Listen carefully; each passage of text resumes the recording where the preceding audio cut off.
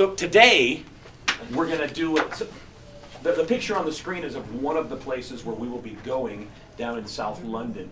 And so, I don't know, we spend a whole day's class talking about what leads up to these big statues, which I just think are amazing. But it's really kind of it's an interesting story, and I think, in my opinion, the history of what's behind these statues really goes a long way in attaching us to what was happening back during this day and age. So the first known, Scott's cringing already.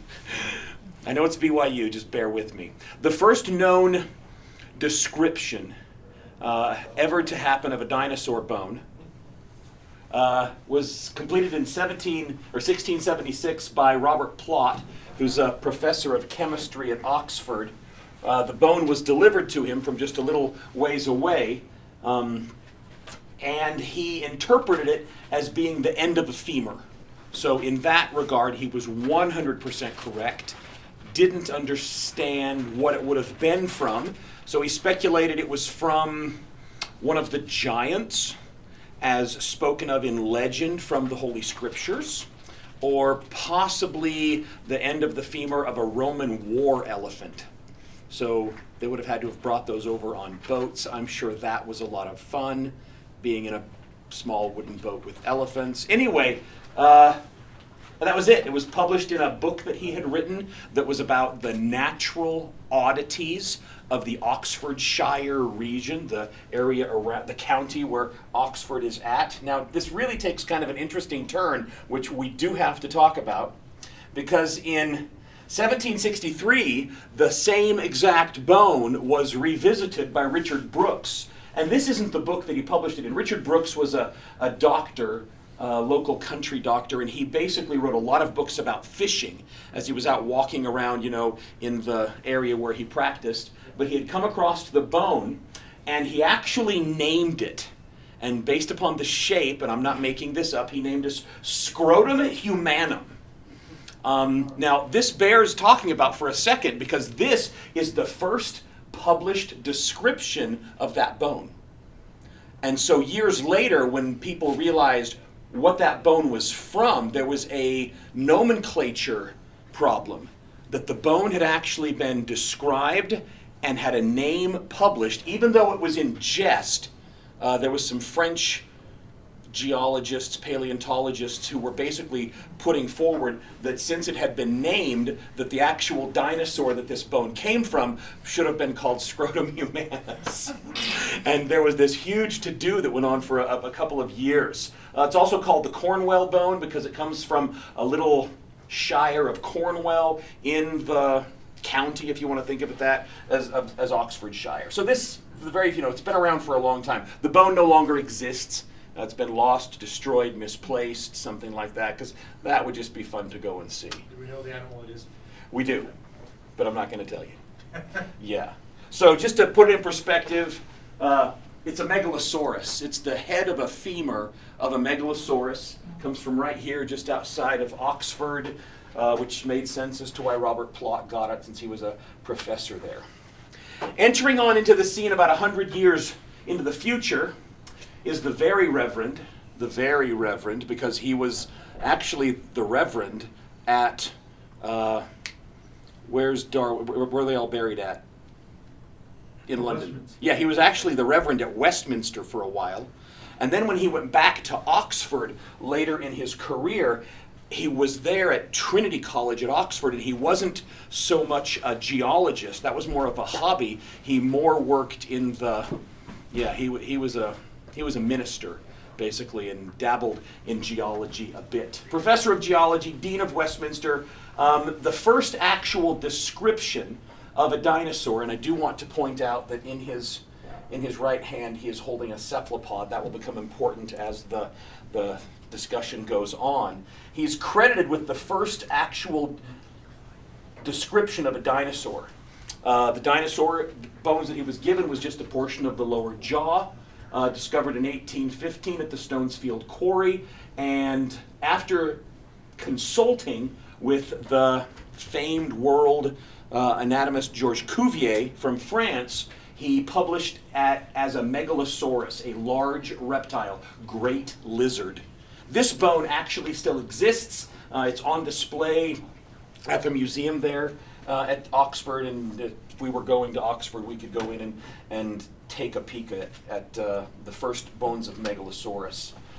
Today we have more. However, it's interesting to note that Megalosaurus is the first basic dinosaur bone ever discovered.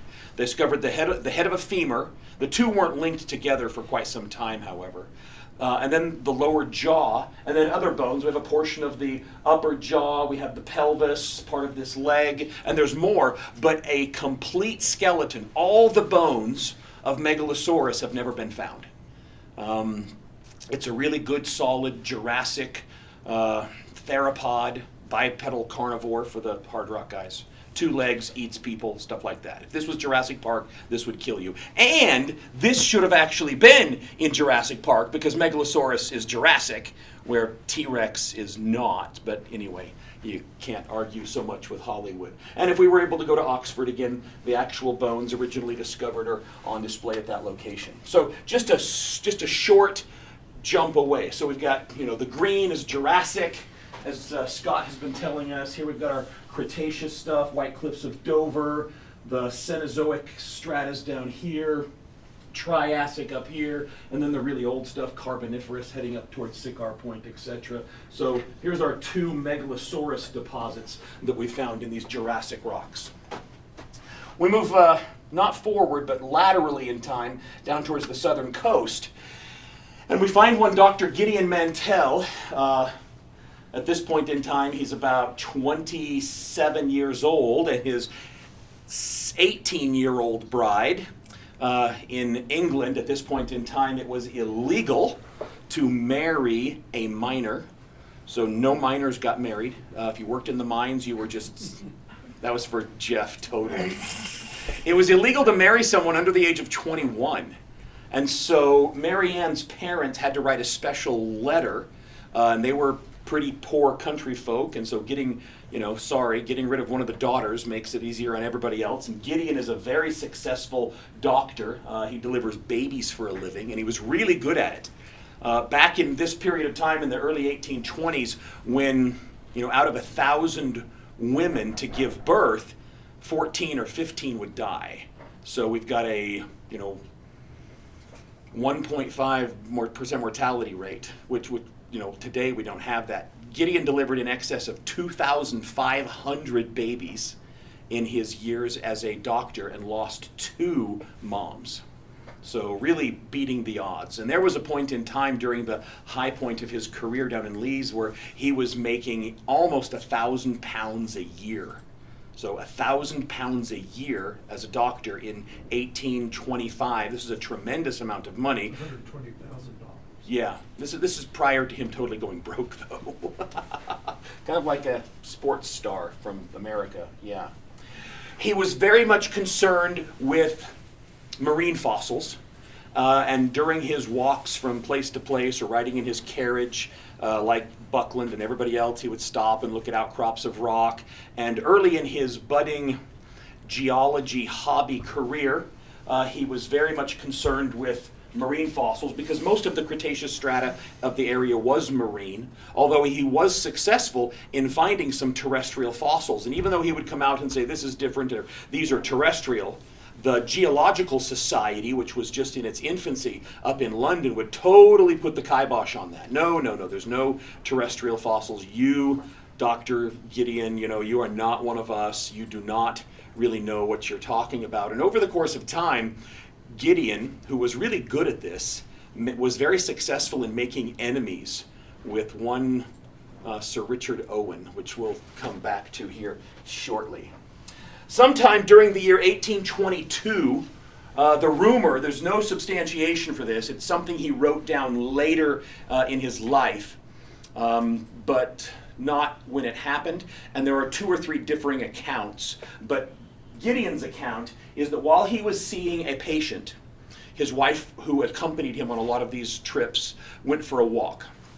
And as she was walking past an area where there'd been some quarrying done in the local shire, she found a tooth.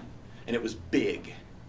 And she brought it back and showed it to her husband, who correctly identified it as a herbivore tooth because he had a lot of, anatomy research. He'd done stuff at the Royal Surgeons College up in London, etc. So he identified it as a tooth of a herbivore. And he went further and said that it was the tooth of a reptile, a giant reptile that lived in England some time ago. Well, this didn't go well. Word got to Cuvier, and they were actually all at a dinner together, late 1822, early 1823. And after a night of drinking, so we go to BYU, and so we don't understand how geologists outside of the church, you don't understand, some of you, how geologists outside of the church actually behave. And there are a lot of... She was always the designated drunk. Yes. All the designated drunks.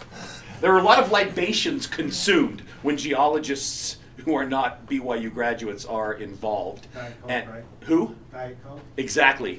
Those are the libations of choice. And as a result of this, during the course of that evening, Cuvier actually laughed at Mantell and said that it was from a rhinoceros, and that Mantell was totally wrong in these assertions he'd been making for several months about the bone being a reptile. And now this was damaging because this is Georges Cuvier. And even back in London, he was ridiculed by the Royal Geological Society and even the Royal Society, which is a step up above that. Buckland comes out and said that it was actually the tooth of a fish, and that Mantell, who was really good at invertebrates from the marine faunas, should stick to what he knows best and leave the real science to the real geologists, etc., etc. So he was kind of shamed publicly, and it just did not go well for him. One of the people who really led this charge, however, and is it just me, or does he just look evil? I mean, Is that Owen? that's Owen. It's just you. Yeah, and does he have the biggest forehead on any person you've ever seen except for Riley? I mean,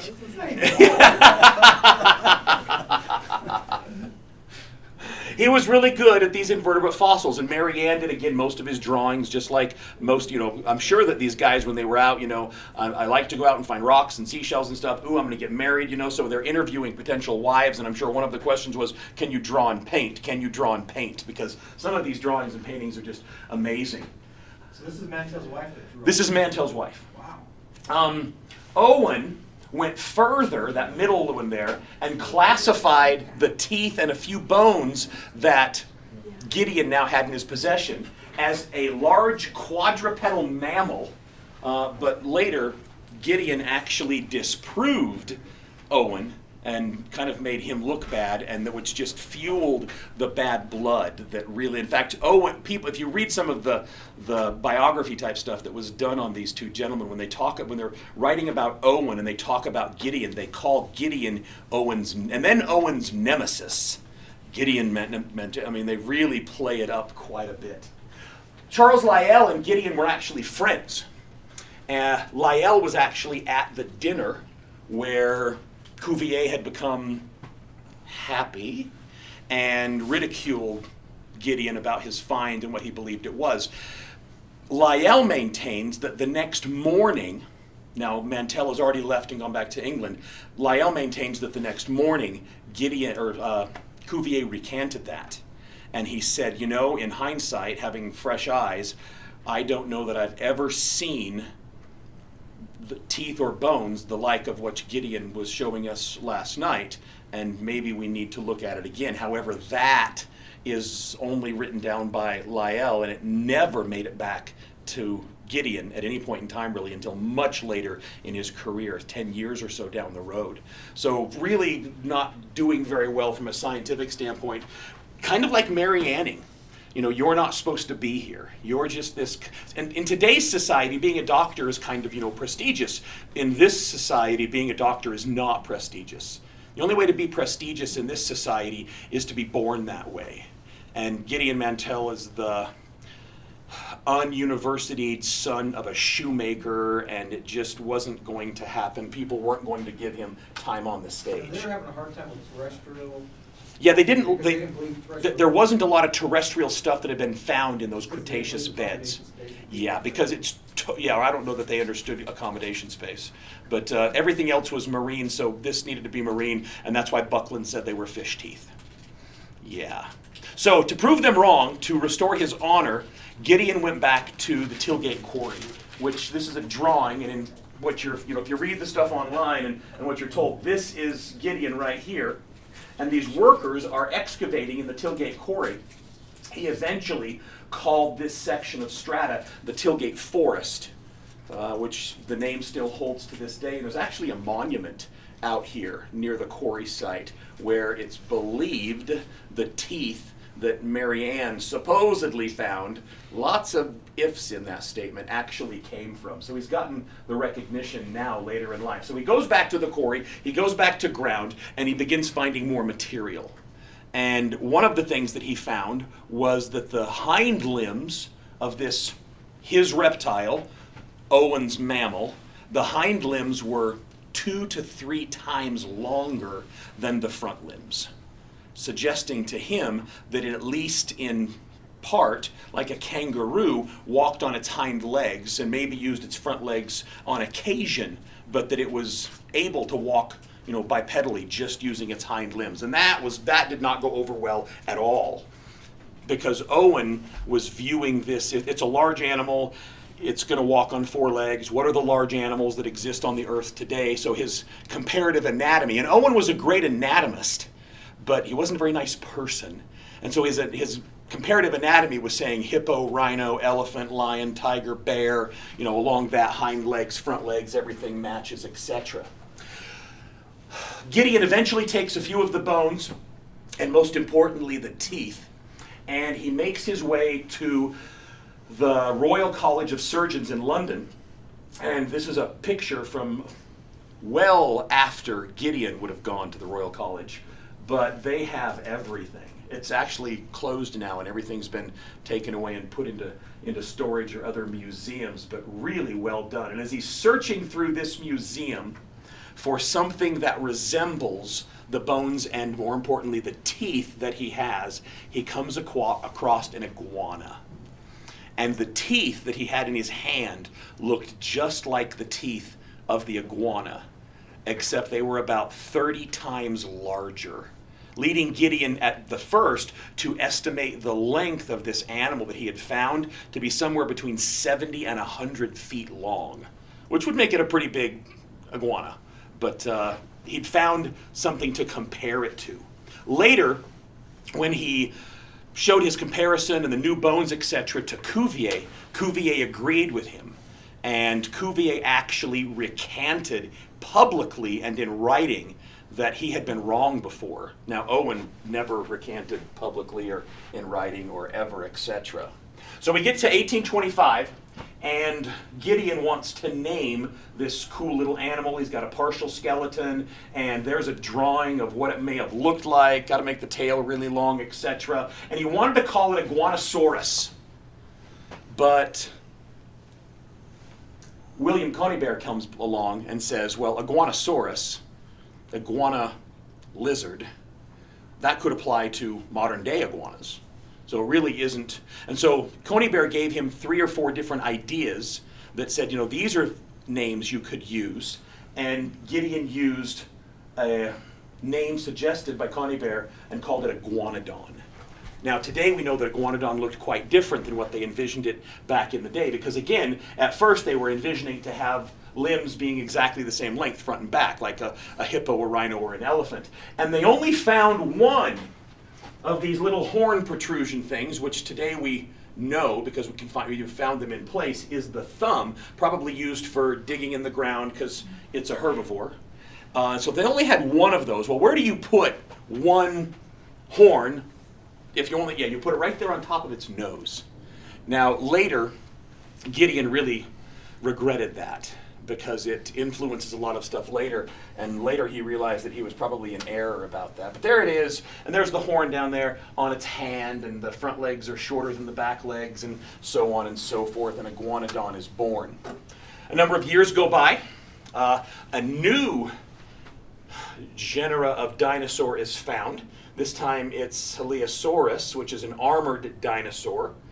So it's got the shell over its back, etc. Looks something along those lines. And guess who's the guy who finds it and describes it? Gideon. So at this point in time, 1832, 3 different dinosaurs, although we don't know they're dinosaurs yet, 3 different large, extinct reptiles have been found. We haven't found any in the United States just yet, but we're almost ready to in New Jersey. Like anything interesting can come from New Jersey. And 2 of them were found by this, nobody, get out of here, country doctor who shouldn't even be on the stage. And that's really kind of the source of the chap that affects Richard Owen throughout the course of all of this. So notice that our number 3, the Iguanodon and the Heliasaurus, are clear down here in the Cretaceous section, where Megalosaurus is up here, which makes some of the illustrations that come up in a little bit even more hilarious. In 1841, another dinosaur was discovered. Bones were delivered to Richard Owen, placed right in his lap. And Owen identified it as a crocodile. And guess who came in and identified it as being a 4th genera of dinosaur? Gideon. Which really didn't go well. And while Gideon was there, identifying Pelorosaurus coneybaryi in 1841, he actually went through and determined that a number of bones that Owen had previously identified as being mammal bones or other crocodiles, etc., were actually iguanodon bones. So Owen was really good at certain things, but this budding thing of dinosaurs was not necessarily his strong point. Now, it's no longer called Pelorosaurus. In 1849, Alexander Melville determined that it was actually a previously known genus of Cetosaurus, but it's still called Cetosaurus coneybaryi. Still bears Coneybar's name. Owen's getting left out. We now have 4 distinct genus of dinosaur, of these big lizards, and Owen hasn't named one of them. None of them have his name on them.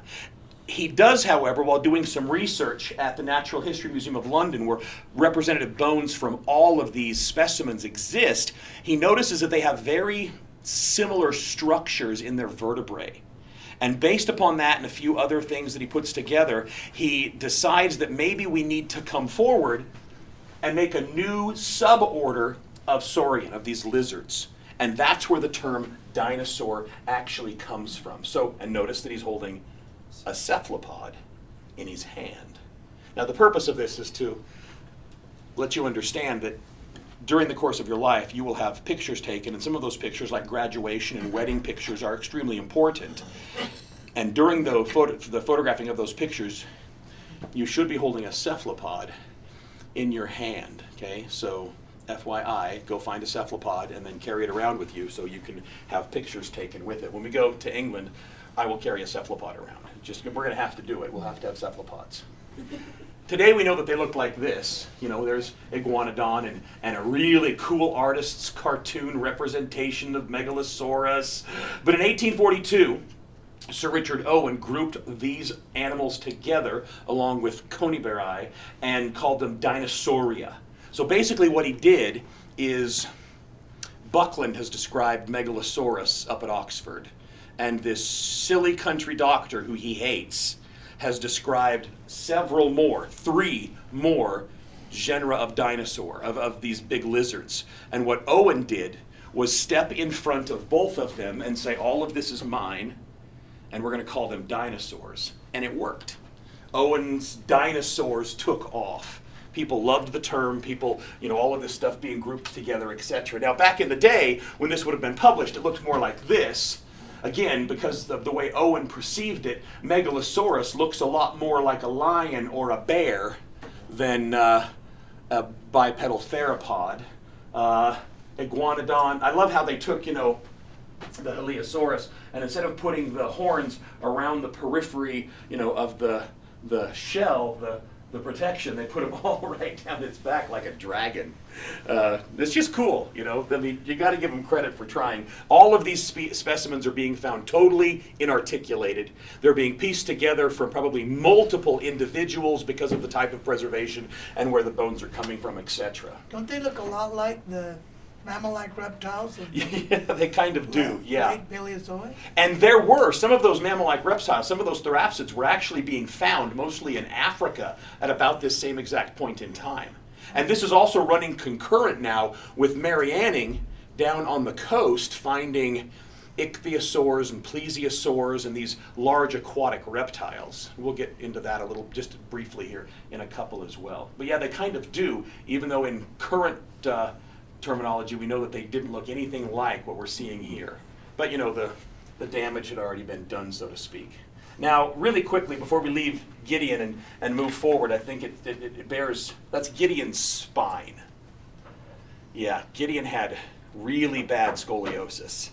And just to put, you know, he was really doing well early in his career, in his life. He was coming into, you know, 1,000 pounds a year, almost 800 pounds.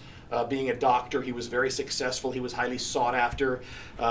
He had found all of these really cool bones that he had been able to write scientific papers about and name them.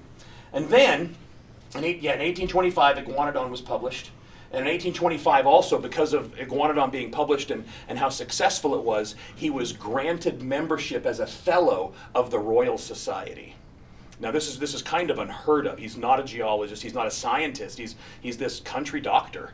So this is really kind of a great honor that's placed upon him. And when they were doing this, they gave him, Scott can give us the term, they gave him the royal coin, some medal at this point in time. The Royal Society did. The Copley medal? I don't know that could be. And guess who stepped in to try to keep that from happening? Owen? Owen. But then the wheels kind of come off the bus, and in 1839 he'd moved twice, and his practice never took off again from when he moved to get closer to London and left the little town where he'd started his practice. It never rebuilt to that point, and was living kind of in somewhat poverty. Had to open up his house as a museum because he had all these specimens. Well, the museum took up most of the house, and there was only one bedroom left, so Mary Ann and the kids had to go live somewhere else while he lived in his museum, and in 1839 she left him. In 1840, his daughter Hannah died from tuberculosis. In 1841, due to a carriage accident, his bent spine was injured even more, and he was disfigured and crippled basically for the rest of his life. He still managed to publish and lecture, and he was extremely popular. So they tell stories that Buckland would be giving a lecture on whatever, Megalosaurus, and there would be 30 or 40 people show up. And Gideon would be giving a lecture on Iguanodon or something like that, and they would fill to capacity, people sitting on the stairs, people standing outside the windows trying to hear, and they would turn people away. Gideon could fill the entire hall. Much more entertaining as a lecturer than Buckland, and I'm sure much more entertaining than Owen. People came to Owen's lectures because they were afraid not to.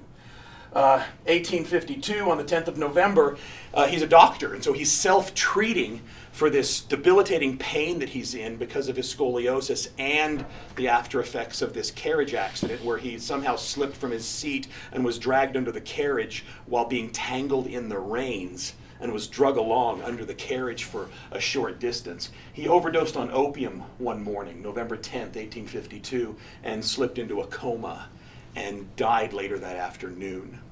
And in the last act of hatred that you can imagine, Richard Owen had Gideon's spine removed from his body at the post-mortem so that he could put it in his office. It actually existed until, I want to say, 1969, 1968 in a jar, at the Royal Surgeons College in London when it was finally destroyed for lack of space, etc. But it's just like, oh my gosh, you took out the man's spine. Oh, anyway, it's an intriguing story between the two of those guys. Yeah, there we go.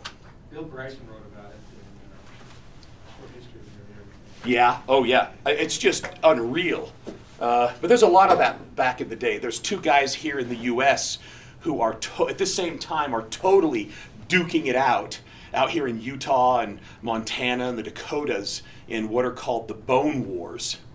And anyway, at the end of the Bone Wars, one of them is dying, and he writes a letter to his nemesis, and he says, you know, when I die here in a couple of weeks, I'm going to have my brain removed from my skull and measured, and I challenge you to do the same so that we can settle the debate once and for all, which of us was smarter, because they believed that how big your brain was a direct impact on your IQ. Well, they did this. They removed his brain from, his name's Edward Drinker Copes. They removed his brain from his head, and Marsh, the other gentleman, got a hold of the brain, and it actually was in his collection for a while. So this really isn't that isolated of an event. This is really kind of an interesting drawing. You'll be glad to know that Marsh has a peak named after him in Uinta Basin. Yeah, Marsh. Marsh Peak. All the bones that they stole from us. From France, Edouard Ria. Scott, can you get that for me? Yeah. This is an illustration, and the illustration is showing the Jurassic Megalosaurus fighting with the Cretaceous Iguanodon, with the horn up here on its nose. So no real understanding of the time difference between when these two animals existed, you know, tens of millions of years apart. The cool thing about this is that the same guy illustrated Journey to the Center of the Earth and 20,000 Leagues Under the Sea for Jules Verne. So he was really quite renowned. So the fact that he was making these drawings as well is really pretty prestigious. And that brings us to Hyde Park. In 1851, the City of London held the Great Exhibit in Hyde Park. The Crystal Palace was erected, the large glass building that you can see there in the park, covering 18 acres, and it was filled with everything. Iguanodon, bones from far and wide, etc., etc. All sorts of oddities and novelties and things. And people came from all over the world. It is estimated that in 1851, 100,000 people not from London visited the Great Exhibit. So 1851, you know, they're not just hopping on a plane and making the trip up there. People came from Germany, from France, from Italy, etc., to come and see this. Now, after the Great Exhibit, the building was taken down. Seems like it would have been easier just to put it up in the right place in the first place, but Hyde Park was under a lot of people, you know, like to go there. So the Crystal Palace was taken down. It was moved south of London to Sydenham Hill. This is just after it was erected. The water towers were added. There's one on each end, so there's actually pressurized water in this building because of the water towers. And it's at about 1854 that the people who owned the property, the people who were in charge of keeping the Crystal Palace, you know, making money, etc., as well as the Royal Society, approach Richard Owen and another gentleman named Waterhouse Hawkins. And I'm sorry, but that is just the coolest name in the world. Benjamin Waterhouse Hawkins. Yeah. I wanted my son's middle name to be Waterhouse, and I'm married, so I was totally outvoted on that by my wife, because she gets multiple votes and I only get one. And Waterhouse Hawkins is a naturalist, but he's also an artist. And so based upon the descriptions that we have in that day from Mantell and Owen and Buckland, etc., Waterhouse sets out and begins to make drawings of what these animals would have looked like.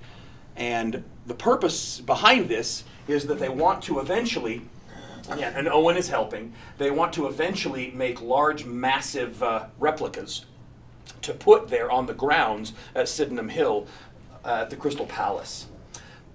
Gideon was actually approached to help on this, but to him it seemed a lot like just people were in it for the money, and he really didn't buy into that.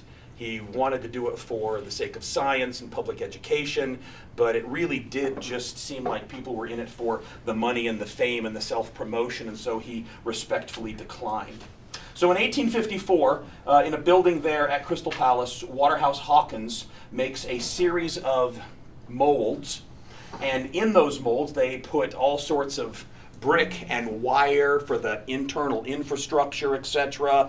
And then they pour in the concrete, and they make massive replicas of Iguanodon and Megalosaurus, and thank you, Mary Anning, Ichthyosaurs and Plesiosaurs and Pterosaurs, and so on and so forth.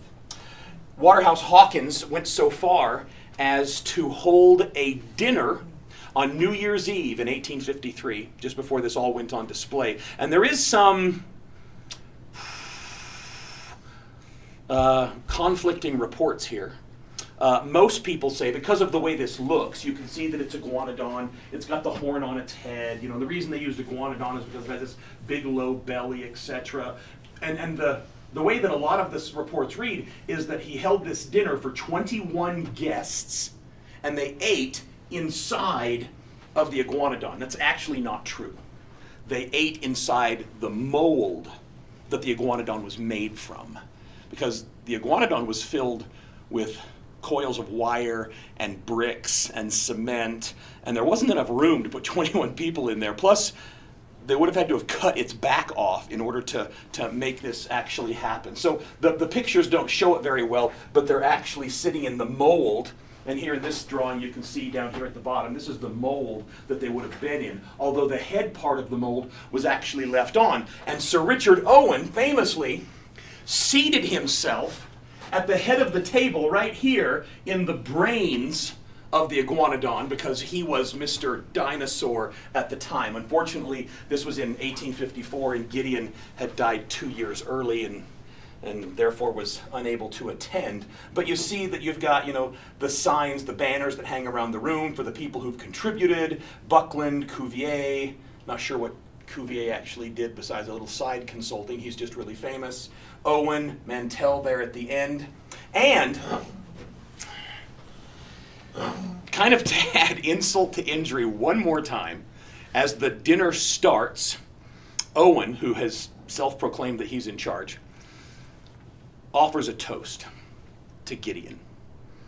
And everybody, you know, to Gideon and all he accomplished and all he has, you know, put forth that we might be here today, blah, blah, blah, yes, drink up. And everybody drinks. And then Owen says, even though he was wrong about a lot of it. It's just like, one more time, just turn that knife blade, buddy. Just really get in there and dig. The invitations were sent out. Mary Anning would have loved this. Etched on the wing of a pterosaur. So the invitation, you know, to please come, 1853, New Year's Eve, etc., by Waterhouse Hawkins. So here's one of the invitations in the foreground and all the guys. And they've made it huge. The waiter is using a ladder that looks like it's about 2 stories high to get into the Iguanodon. It's not quite how big they actually are. Who's seated in the rear end of the Iguanodon? You know, I don't know, but Gideon probably would have been had he been alive to attend. Exactly. Yeah, unfortunately for Gideon. So they came up with drawings and designs and made all of these creatures and went to put them on the property of the Crystal Palace. Most of the drawings are done by Waterhouse Hawkins. You can see his name down here in the bottom corner, and eventually he will take all of these drawings of the marine reptiles as well as the Dinosauria, and he will compile them into a famous book, The Dinosaurs of Waterhouse Hawkins, which made him kind of famous throughout the world for a while. Picture from back in the day. This is not, actually this is the previous field trip we took a couple of years ago. There's Dr. Ritter. And you can see they're not quite as big, but Iguanodon actually has the horn on its nose. By the time the molds were already in process, and this was already going to happen, Owen began to agree with Gideon and regretted putting the horn on the nose and regretted that it looks more like a grizzly bear with scales than an actual reptile, etc. But it was too late. The molds had already been created. Some of the animals had already been made.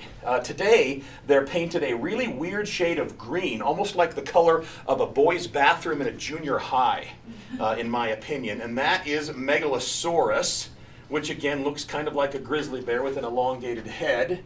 And there's a couple of Mary Anning's pterosaurs, ichthyosaurs, plesiosaurs, and down towards the south east side of Sydenham Park, where the Crystal Palace was rebuilt, there's this pond, and the ichthyosaurs and the plesiosaurs are placed in the pond, and the pond is totally a man-made feature done just for this exhibit, and then the dinosaurs are placed on the little island out in the center of the pond. You actually can't go up to them. It helps with vandalism, etc., etc. And there's the book, The Dinosaurs of Waterhouse Hawkins, has a lot of his original drawings, etc. This book is basically Jurassic Park in 1855. So this is just fascinating. It made Waterhouse Hawkins so famous, and most of you probably don't know this story, that he was actually hired and brought to New York. And they were going to make dinosaurs, because we'd started finding dinosaurs in America now. In New Jersey, they'd found one. And basically, they were going to make our version of Sydenham Park in Central Park, New York. So Waterhouse Hawkins came, and he set up a workshop, and they looked at the bones, and they talked about what these animals looked like, and he made drawings, and he made scale models, and then they began making full-size models, and then they began making the dinosaurs. I don't remember his name, but the newly elected mayor of New York, who was kind of a thug, I'm not going to pull it out. Nothing's changed. Yeah, nothing's changed. Didn't see a way that he could make any money or profit or, under the table cash out of this project. And so he stacked the museum board with local friends and cronies of him, and they stopped the project. But Waterhouse Hawkins was not to be outdone. He'd already been paid. He was going to finish what he'd started.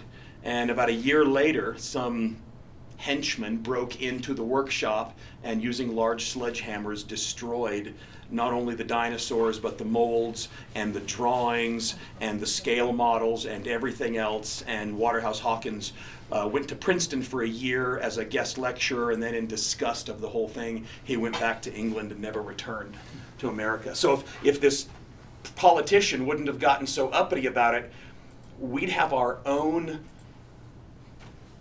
really poorly designed dinosaurs right in the middle of Central Park. And to me, that would just be amazing. Yeah. We have something like it in Ogden. We do. So Ogden's almost the exact same thing as Central Park. It's just totally different. A little time goes by, unfortunately, and when you get to the dinosaurs, you'll notice that in the distance on the hill at Sydenham, there's not a large glass building. And that's because one night, William Buckland and his daughter were walking the grounds, and they noticed a red glow coming from inside one end of the building, and so they went in and found a couple of workers trying frantically to put out a fire in the ladies' cloakroom. But the internal structure of the building is mostly wood, the floor is wood, everything in the building, all of these old exhibits from all over the world are highly flammable. It goes up like a tinderbox.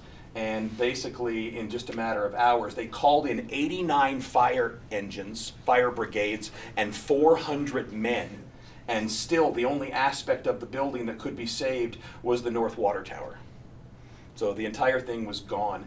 It is said that the fire was so hot that the glass of the Crystal Palace melted.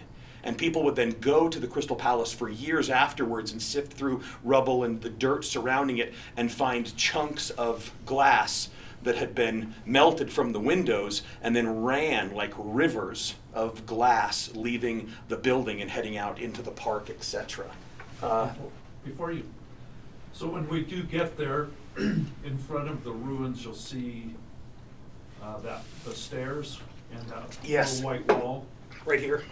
Yeah, that's still there. You'll be able to see that. And there's some monuments there and a placard thing that has a picture of the palace, not the burn, because you can kind of see the ruins a little bit. But it was never rebuilt because, it was not in. It probably would have cost 2 to 3 million pounds to rebuild it, and it was insured for 500,000. Oops. Because the insurance policy hadn't ever been modified since the building had been moved back in the 1850s. Like Mike said, 5 years later, Germans bombed South London. Oh, it totally would have been gone then anyway. Yeah, totally. But even though the Germans bombed South London, the dinosaurs are still there. And so we will stop on the walking path. And here's the pond and the little island. And we've got some crocodiles. And we've got plesiosaurs, and we've got ichthyosaurs, and we've got the butt end of a megalosaurus right there. Which one is it? Right here in the red coat. That's Okay. Megalosaurus, highly dangerous.